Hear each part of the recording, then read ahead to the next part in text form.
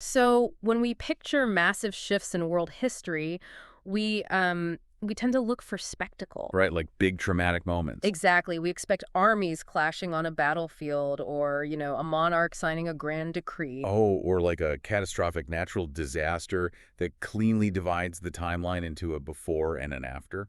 Yeah, I mean, we assume that world-altering events require a world stage platform. But welcome to the deep dive, everyone. May a warm divine blessing rest upon your day and the week ahead, bringing you, clarity and peace as we uncover something truly remarkable today. We really are looking at something special. We are, because our mission today is to explore a moment in history that completely upends that expectation of spectacle. We're looking at a dusty town square, a mundane real estate dispute, and a bizarre contract finalized with a piece of footwear. Which is just wild to think about. It really is. We're stepping into Ruth chapter 4, guided by some incredible commentary from the Holman and NAA study Bibles. And we're going to see how an obscure legal proceeding literally transformed into one of the most vital genealogical turning points in human history. Yeah, we're dissecting a high-stakes civic procedure that not only redirects a royal lineage, but also, well, redefines the actual cost of redemption. Right. So to understand the mechanics of this historical pivot, we first have to understand the architecture of ancient civic life, like how things actually worked back then. Because it's very different from today. So different. The text opens with a man named Boaz going up to the city gate. And in ancient Near Eastern fortified cities, the gate wasn't just a physical barrier. No, it was the ultimate bottleneck. Yeah, it's kind of like a mix between a modern small-town diner and a county courthouse. It's the place where everybody knows your business. That is a great way to put it. According to the sources, it functioned as the combined city hall, courthouse, and primary marketplace all rolled into one. So if you were leaving to farm or entering to trade, you had to pass through this specific choke point. Exactly. It served as the central nervous system of the community. So if you needed to intercept someone or if you required a highly public forum to make a legally binding arrangement, you positioned yourself at the gate. Which is exactly what Boaz does, and he immediately gathers a quorum of 10 city elders, right? Like an official jury and witness body. Right. He's setting the stage for a matter of gall. Gall. Let's talk about that, because the study Bible spent a lot of time on this Hebrew concept of the kinsman redeemer. They do, because it's so central to the culture. Yeah. In a society without state-sponsored welfare, the gall was basically the decentralized safety net. I mean, a redeemer was a close relative who was legally obligated to step in when a family member fell into severe hardship, right? Yeah. They were responsible for buying back lost ancestral property, rescuing relatives from debt slavery, or, ensuring the survival of a deceased relative's family line. So it's a huge responsibility. Yeah. Massive. The root sense of the word implies restoring or repairing something that had been broken or lost. And that's where Naomi comes in. She's an Israelite widow who has returned to Bethlehem entirely destitute, and she's got her widowed Moabite daughter-in-law Ruth with her. Right, they have absolutely nothing. But Boaz is the wealthy relative who has the means to act as the gal. But, and this is the tricky part, the law dictates a strict hierarchy. There is another man in town who is a closer blood relative to Naomi's deceased husband, Elimelech. Exactly. This other man holds the first right of refusal. Okay, so I am actually stuck on the logic of Boaz's strategy here. Like, we know from the previous chapters that Boaz wants to marry Ruth and protect this family. Why would he publicly offer this right to the closer relative first? Wasn't that a massive gamble? It seems like a huge risk to us. Yeah, because if this man says yes, Boaz loses Ruth and the opportunity to redeem the family entirely. It appears like a gamble. But Boaz was navigating an inescapable legal framework. The hierarchy of the gal was absolute. So he couldn't just skip the guy. No, Boaz couldn't simply bypass the closer relative without invalidating the entire redemption process. For the redemption of the land and the family line to be legally airtight and socially recognized, the system had to be meticulously followed. Ah, so Boaz forces the issue into the public light at the gate, so this closer relative has to make a definitive, legally binding choice on the record. Exactly. He intercepts this exact relative as he walks by the gate. But the text does something highly unusual here. Yeah, it deliberately hides the man's name, which I Sure. find so interesting. Boaz calls him the Hebrew phrase Peloni Almoni, which the study notes translate as a rhyming idiom for someone anonymous, Right, it's essentially Mr. So-and-so. or the ancient equivalent of John Doe. So why does the text deliberately leave this closer relative unnamed as Mr. So-and-so, while Boaz becomes historically famous? Is this a subtle ancient insult? What's fascinating here is the literary irony of that omission. In the ancient Near East, preserving your name, your lineage, and your legacy was the ultimate cultural currency. It was everything. It really was. And as the narrative unfolds, we see this unnamed relative refuse his duty, specifically because he wants to protect his own name and his personal estate. Oh, wow. Yeah, because he refuses to preserve the name of his deceased relative, the biblical author essentially scrubs him from the historical record. That is brutal. It is. He fades into complete anonymity to protect his legacy, while Boaz, who takes on immense personal risk, secures a name that echoes through history. Wow. Okay, let's unpack this. So the players are locked in at the city gate, Boaz, the 10 elders, and Mr. So-and-so. Right, the whole courtroom is assembled. Boaz initiates what sounds like a standard real estate pitch. He announces that Naomi is making available the parcel of land that belonged to their deceased relative. And Mr. So-and-so doesn't hesitate. He immediately declares, I will redeem it. Well, from a purely financial standpoint, it is an easy decision for him. Yeah, it's free real estate. Exactly. He views this as a straightforward asset acquisition. He can absorb Elimelech's land, expand his own property portfolio, and increase the wealth he will eventually pass down to his own children. But then Boaz introduces the fine print. He lays this brilliant legal trap based on the law of levirate marriage found in Deuteronomy 25. It's such a clever move. It really is. Boaz states that the day the relative acquires the field, he must also acquire Ruth the Moabitess, the widow of the deceased, to perpetuate the name of the dead man on his inheritance. And the moment Ruth is factored in, Mr. So-and-so completely backs out. Right. He claims it would prejudice his own inheritance. So I want to dig into the actual mechanism of this financial ruin. How exactly does marrying Ruth destroy his portfolio? Well, the math of levirate marriage was intensely demanding. If Mr. So-and-so buys the land, he spends liquid capital from his own estate. Okay, that makes sense. However, if he marries Ruth and they have a son, that child is legally considered the heir of the deceased Elimelech, not the heir of Mr. So-and-so. Oh, man. It would be like using your own life savings to purchase a highly valuable piece of commercial real estate, but being legally required to put the deed entirely in your neighbor's child's name. That is a perfect modern parallel. The relative would be depleting his own family's wealth to purchase land that would ultimately be handed over to a rival branch of the family tree. So he'd be doing all the work for none of the generational reward. Exactly. He would be enriching Elimelech's future legacy while actively diminishing the inheritance of his own existing children. But, you know, the Holman notes point out that the cost wasn't just on a spreadsheet. There was a heavy social tax at play here, too. Was it really just a spreadsheet issue about dividing his financial assets? Or was the prospect of marrying a foreign widow, a Moabitess, the real sticking point? The text repeatedly emphasizes Ruth's identity as the Moabites. And the Moabites were historic, bitter enemies of Israel. Right, they had a deeply controversial lineage. So bringing a foreign, destitute widow into a prominent Bethlehem household carried an immense social stigma. True redemption, the holistic fulfillment of the Gaul, was never designed to be a sterile business transaction. It couldn't just be about property. No, it required a profound willingness to absorb someone else's debt, their marginalization, and their vulnerability. Mr. So-and-so wanted the property, but he refused the people. Wow. So this broken deal requires a formal conclusion, bringing us to a deeply physical, slightly unhygienic ancient custom, The shoe. the shoe.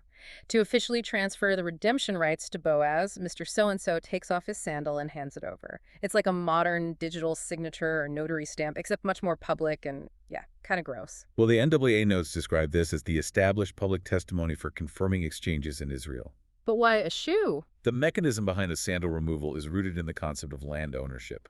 In an agrarian society, you claim and work the land by walking on it. Your footwear represents your physical right to tread upon that property. So by publicly removing his sandal and handing it to Boaz, the relative is symbolically stripping himself of the legal right to ever set foot on Elimelech's land as its owner. That is such a vivid image. It is an undeniable visual transfer of jurisdiction in front of the 10 elders. Definitely. And with the contract sealed by a shoe, the narrative pivots sharply. We move away from this rigid, calculated civic procedure and step into a profoundly intimate restoration of a broken family. It shifts so quickly. It does. Boaz formally declares his acquisition of the property and his marriage to Ruth, specifically stating his intent to preserve the family name. And the response from the community elders isn't just a bureaucratic stamp of approval, right? They erupt into this incredible historical blessing. They do. They elevate this destitute Moabite immigrant by asking God to make her like Rachel and Leah. Which is huge because those are the two founding matriarchs who literally built the house of Israel. Exactly. But the elders don't stop there. They also invoke the house of Perez, who was born to Tamar in Judah. Okay, I find the inclusion of Tamar really fascinating, especially given the complicated history there. It is definitely a messy story. Yeah, because Tamar's story in Genesis involves disguise and deception to force her father-in-law, Judah, to fulfill his family obligations. Why would the elders bring up such a controversial family history at a wedding blessing?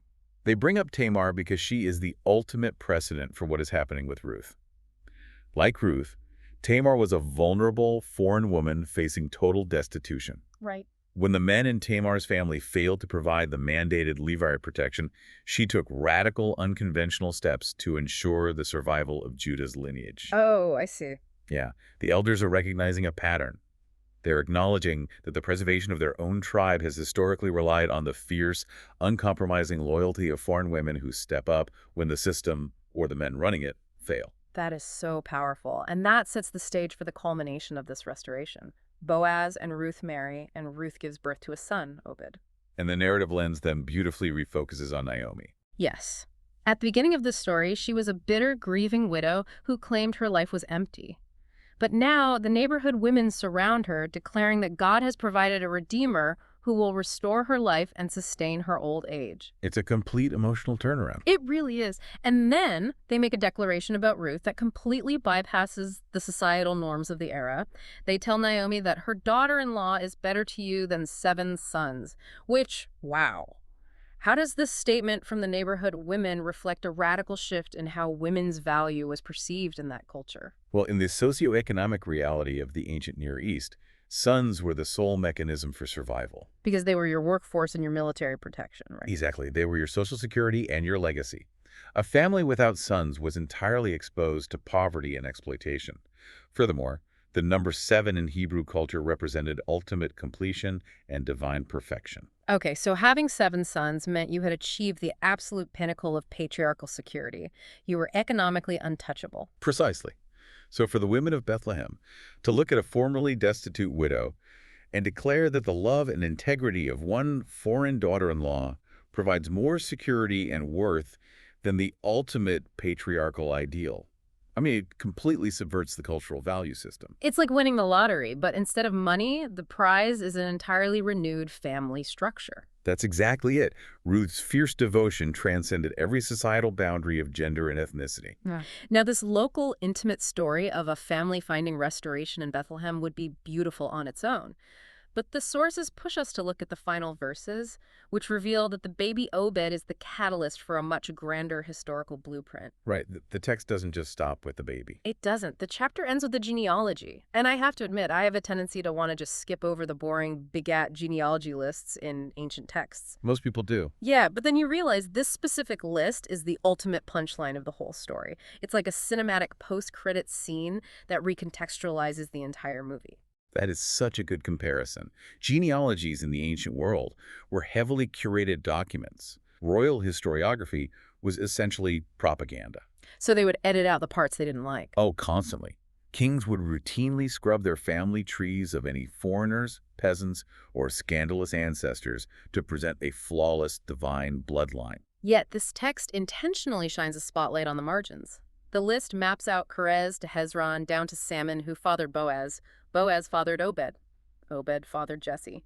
And Jesse fathered David, King David. And if we connect this to the bigger picture, the visual family tree in the Holman notes, extends this lineage even further, tracing it directly through history to Jesus Christ. Which is just mind-blowing. How does this exact family tree prove that no one is outside the scope of this grand historical narrative? The inclusion of this specific genealogy is a radical subversion of how history is supposedly made. We have to view this against the backdrop provided by the very first verse of the book of Ruth, which states these events happened in the days when the judges ruled. Oh, right. And the study notes emphasize that the era of the judges was defined by systemic failure, national anarchy, and profound moral darkness. Exactly. The religious and political institutions had completely collapsed. It was chaos. Complete chaos. And in the midst of that institutional collapse, how is the grand narrative of history advanced? It isn't pushed forward by a military conqueror or a flawless aristocratic bloodline. Right. The foundation of the Davidic dynasty, the most sacred royal line in biblical history, is built by a marginalized Moabite widow and a local farmer who chose to fulfill a difficult moral obligation when the legal system gave him an easy out.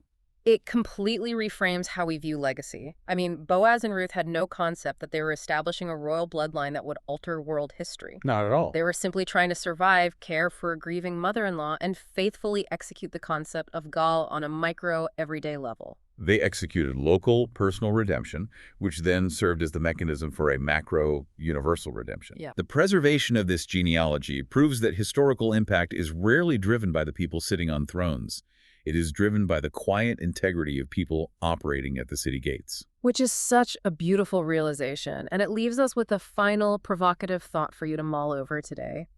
Think about the sheer scale of the ripple effect caused by this one seemingly minor legal transaction over a small plot of land. Just one small decision. Right. One man's willingness to absorb a financial loss and embrace a foreign widow instead of protecting his own comfort directly resulted in the lineage of King David. It's incredible. It really forces us to examine our own lives.